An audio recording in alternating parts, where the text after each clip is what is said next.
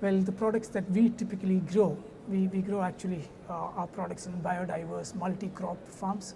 So we produce coffee, we produce spices, we produce cocoa, coconut, all in the same farm within a small acre of small farm of 3 acres or a hectare.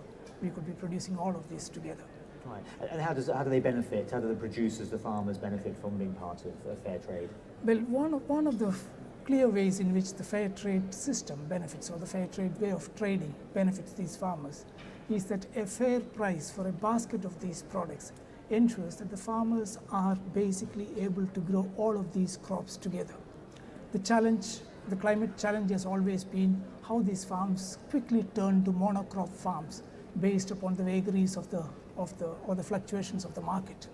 A fair price for spices, for instance, a basket of spices ensures that at least 10 spices can be grown together in a single farm. They could coexist with coffee, cocoa, and coconut. Now, the fair trade system ensures that the fair price is provided to certified fair trade farmers for all these products, and therefore farmers do not have to opt for one single crop that can fetch them the best price in the market. And this has had huge impact in terms of protecting the biodiversity of the farms and protecting crop diversity and food security. Right. And how does that feed in, how does that benefit the climate change? How does it fit into the climate change debate? Well, on two very direct, in two very direct contexts and manner.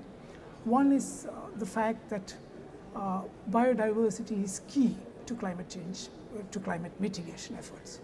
And one simple example that I can give you, which is actually from, not really from where I come from, but from the Latin American continent. The Brazil nut is a fair trade product, certified, I think, or became a fair trade product in 2005 or so. By 2007, a Brazil nut cooperative in the Amazon region, Coina Capa, was able to declare the Brazil nut tree as a patrimony to humanity.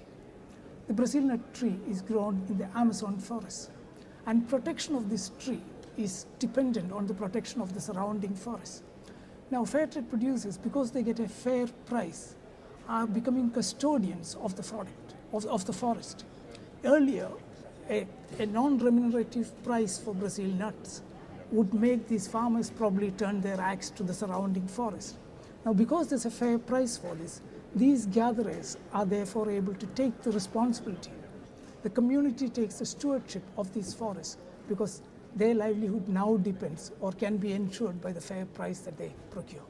So this is one direct manner in which actually communities, farmers, small farmers are able to take responsibility for the environment because they know tending to these farms, tending to a multi-crop farm or tending to a forest is directly linked to their survival. So it's a model that could be applied. It is a clear model that could be applied, yes. Okay. And this is obviously the message you're bringing here to COP18. What is it you would hope to see out of these negotiations? Well, I would genuinely hope that the concerns of small producers, small farmers come center stage, because food security depends on that, livelihood security depends on that, and farmers then are able to take responsibility for climate mitigation as well as adaptation. They are not mere recipients of the largesse from the global system. They are actually active participants in promoting